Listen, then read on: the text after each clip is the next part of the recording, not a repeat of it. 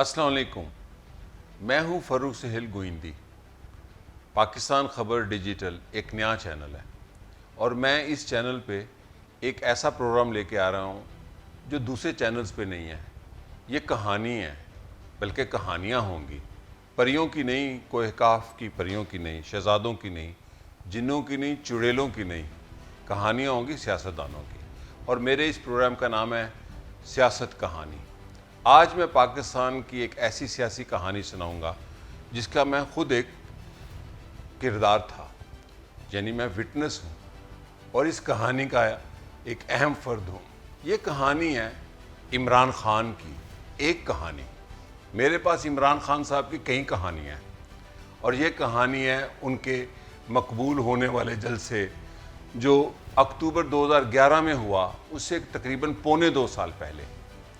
उनका घर जो ज़मान पार्क, उसके ड्राइंग रूम में डिनर था उनके बरादर नस्बती हफीज़ुल्लाह नियाज़ी। तब उनकी लड़ाई नहीं थी हुई। खाने वही करते थे, दावतें वही करते थे, फ़ायदे इमरान खान उठाते थे।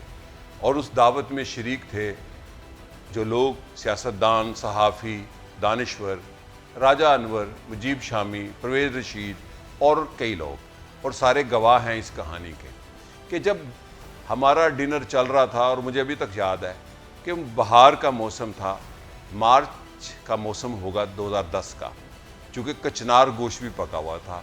हफीज़ुल्लाह नियाज़ी दावत करने में उतने ही शानदार हैं, दावत करने में, दावत पे बुलाने पे, खाना करने में, जितने इमरान खान साहब की कहानियाँ हैं कि वो किसी को चाय भी नहीं पिलाते। तो कचनार गोश्त खाने के बाद, दीगर डिशेस खाने के बाद हमारी महफिल लगी हुई थी और हम सियासत पर एनालिसिस कर रहे थे। रात के तकरीबन 10:30 या 11 बजे इमरान खान साहब दाखिल हुए, सफ़ेद शलवार कमीज़ पहनी। तो सारों से सलाम हुआ तो मुझे भी देख कहते हैं, ओए सुहेल, क्या हाल है आपका। वो मुझे सुहेल कह के बुलाते हैं, गोइंदी या फ़र्रुख के नहीं। और फिर मैंने उन्हें कहा यकदम, यानी कि जिसको कहते हैं कि एकदम उनको मैंने चौंका दिया, खान साहब, अभी हुकूमत थी आसिफ अली जरदारी साहब की वफाक में और पंजाब में हुकूमत थी मियाँ शहबाज शरीफ साहब की क़यादत में वज़ीर आला थे। तो 2 पॉपुलर पार्टियां थी। मैंने कहा खान साहब, आप पॉपुलर होने वाले हैं। वो चौंक गए। किसी भी लीडर को, किसी भी शख्स को उसके शानदार मुस्तकबिल की पेशगोई की जाए तो वो बहुत उसको तशनगी होती है कि मुझे पूरी खबर बताएं, पूरी पेशगोई करें क्या है। मुझे याद है कि कुछ देर बाद उनका एक बड़ा सा बाउल आया, चूँकि वो दगड़ दगड़ दगड़ दगड़ खाना खाते हैं। इसका तजर्बा मुझे हिंदुस्तान में भी हुआ था जब 2007 में मैं उनको अपने ग्रुप में लेके गया, जिसमें सरदार आसिफ अहमद अली भी थे, डॉक्टर अनवर सजाब भी थे, मौलाना खबीर आज़ाद भी थे और लोग भी थे कि वो खाना कैसे खाते हैं, दिन में एक दफ़ा और भरपूर एक्सरसाइज के बाद। तो एक बड़ा सा बाउल आया तो उन्होंने पहले पूरा कोई पौने किलो का बाउल खाया। ये कहानी देखें कितनी दिलचस्प है। तो खान साहब ने उसके बाद कुछ खाना भी वहीं खाया। तो कहते हैं कैसे पॉपुलर हो रहा हूँ। मैंने कहा आपकी पॉपुलैरिटी की वजह मैं आपको जदलियाती एनालिसिस कर रहा हूँ। मेरा जो पॉलिटिकल विजन है, अब आप मकबूल होंगे और उसकी वजह वो राइट विंग लिबरल वोट होगा जो पीपल्स पार्टी और नून से मायूस होगा, और यकीनन आपको कुछ लोग सपोर्ट करेंगे इस सारे तब्दीली में, जो समाजी तब्दीली होती है। मैं मुल्क के निज़ाम की तब्दीली नहीं, चूँकि समाज का इर्तका होता है। खैर वो चौंक गए। तो मैंने कहा पार्टी बना लो। अच्छा, ये जो जुमला है पार्टी बना लो, ये मैंने डॉक्टर मुबशर हसन साहब से सुना हज़ारों मरतबा कि जुल्फ़िकार अली भुट्टो ने पार्टी बनाई 67 में, 70 में अनएक्सपेक्टेड सीटें हमें मिल गई उनके बकौल। जुल्फ़िकार अली भुट्टो शहीद और डॉक्टर मुबशर जे रहीम ये तवक्को कर रहे थे, काश हमें, तवक्को नहीं ख्वाहिश करते थे 18 सीटें मिल जाएं तो हम असम्बली में कुछ लेन देन करके हम किसी तरह एक हिस्सेदार हो जाएं सियासत के। लेकिन उनको 81 सीटें मिल गई पंजाब से सिर्फ, और पाकिस्तान, मगरबी पाकिस्तान की बड़ी पार्टी बन के आ गई। मुझे डॉक्टर मुबशर कहा करते थे और वो लोगों को भी ये कहानी कहते थे कि जो पार्टी भुट्टो ने बनाई वो खुद तोड़नी शुरू कर दी जब इक़्तिदार में आए। मुझे याद है मैं स्कूल पढ़ता था, डिप्टी कमिश्नर की क़यादत में हज़ारों लोग, उस वक़्त 1 सवा लाख लोग पीपल्स पार्टी में शामिल होते थे। सैयद आबदा हुसैन मुझे याद है, खालिद मलिक होते थे, बड़े बड़े नून टिवाने पार्टी में आ गए। सादक हुसैन कुरैशी जो जुल्फ़िकार अली भुट्टो पर जिन्होंने मुल्तान में हमला किया, वो वजीर आला बन गए। तो मैंने उसी पस मंजर, उन्होंने कहा पार्टी तो है, मैंने कहा आपकी पार्टी नहीं है, आप एक ऐसी पार्टी बनाएं जो आपकी मकबूलियत के बाद कायम हो, ताकि आप इक़्तिदार में आके लोगों से किए गए वादों पर पूरा उतरें। अगर आपकी पार्टी ना हुई तो आपको बाहर निकाल दिया जाएगा नाकामी के बाद। अच्छा, वो एक्साइटेड हुए मेरे एनालिसिस पे और खामोशी छा गई। जो वहाँ लोग बैठे थे, मुजीब शामी साहब, परवेज रशीद साहब तो बोलते नहीं है महफिल में, राजा अनवर भी नहीं बोलते, और लोग भी थे, 7-8 लोग थे। तो मैंने कहा पार्टी बनाएं। कहते हैं पार्टी तो है। मैंने कहा पार्टी जब इक़्तिदार में आती है, मैंने मिसाल दी जुल्फ़िकार अली भुट्टो की, तो नए लोग आते हैं और आप तो अपनी पार्टी मकबूल होते साथ ही तोड़ना शुरू कर देंगे, यानी कि इक़्तिदार में आने के बाद नहीं। तो उन्होंने कहा, मुझे वो जुमला याद है, सुहेल मैं हीरे चुनूंगा, ये जुमला था उनका। मैंने कहा हीरे कभी इक़्तिदार में आने के बाद नहीं चुने जाते।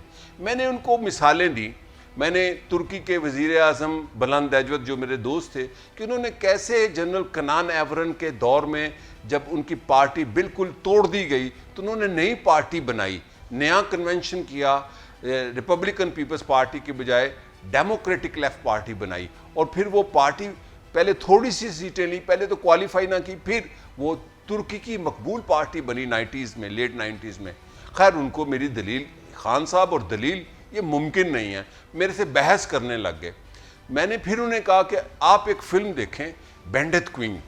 उन्होंने कहा उसमें क्या है? मैंने कहा उसमें फूलन देवी डाका करती है, एक दफ़ा डाका मारती है, फिर अपना एक ग्रुप बनाती है, फिर उस ग्रुप में उसको एक बंदा कहता है कि जाओ उस डाकू को मिलो, वो मुसलमान डाकू है और वहाँ ज़ात पात का निज़ाम नहीं है, तो वो आपको एक्सेप्ट करेगा और अपनी पार्टी बड़ी कर लो। खैर, ये मेरी दलीलें चलती रहीं और वो मुझे काउंटर जवाब देते रहे इमरान खान, और खुश बड़े थे कि मैं पॉपुलर हो जाऊंगा। मैं कहा अगला इलेक्शन आप जीत जाएंगे जो 2013-14 में होगा। वो बैंडिट क्वीन की बात उनको ना जब समझ आई, फिर मैंने कहा इनको इस्लामी मिसाल देते हैं। मैं कहा नबी पाक सल्लल्लाहु अलैहि वसल्लम ने ख्वाहिश की, दुआ की कि मुझे एक उम्र मिल जाए, और यानी कि अबू जहल का नाम भी उमर था, हज़रत उमर का नाम भी उमर था। लेकिन जब उन्होंने ऐलान नबूवत किया तो वहाँ मक्का में उनको कितनी तकालीफ हुई और उनको हिजरत करना पड़ी। हिजरत करके वो मदीना चले गए, यानी कि पार्टी पूरी नहीं बनी।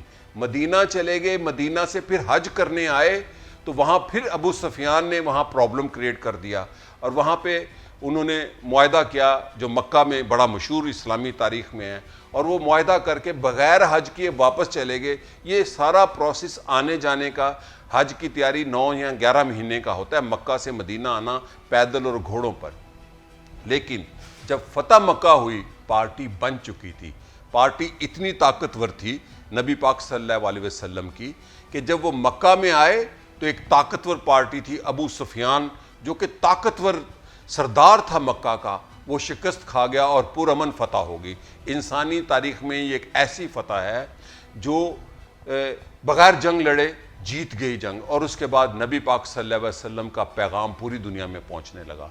मैं उनसे बहस करता रहा, वो मेरे सवालों का जवाब देते रहे।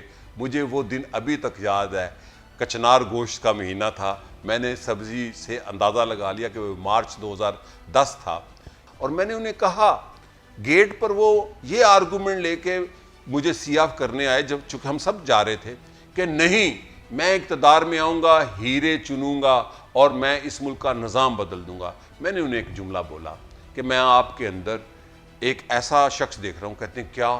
मैं क्या, फ़र्रुख सेल गोइंदी, 30 साल पुराना।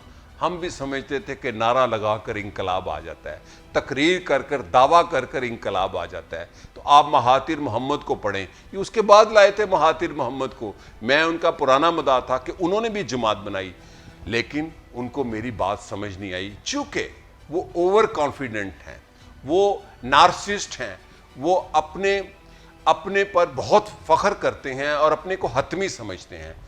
और मैंने उन्हें कहा, ये बात कही कि आप पॉपुलर तो होंगे, इक़्तिदार में भी आएंगे और आपको सारे लोग सपोर्ट करेंगे, यानी कि हर किस्म के रियासती इदारे, और आप नाकाम होंगे, और उसके बाद ऐसे नाकाम होंगे।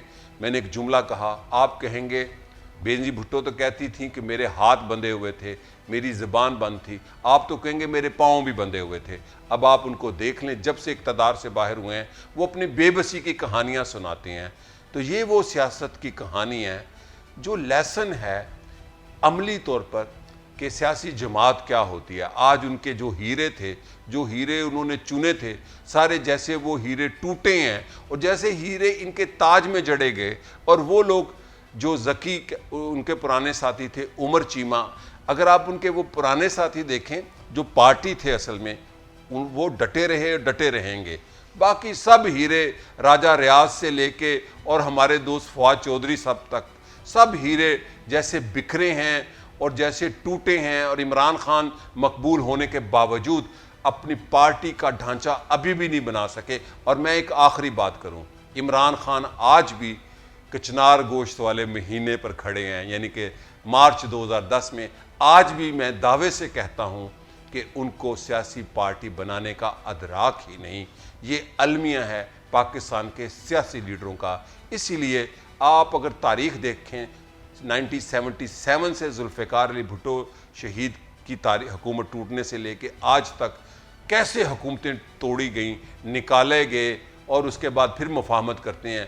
कल कला इमरान खान फिर मुफाहमत करके तो आ सकते हैं अगर पार्टी ना बनाई।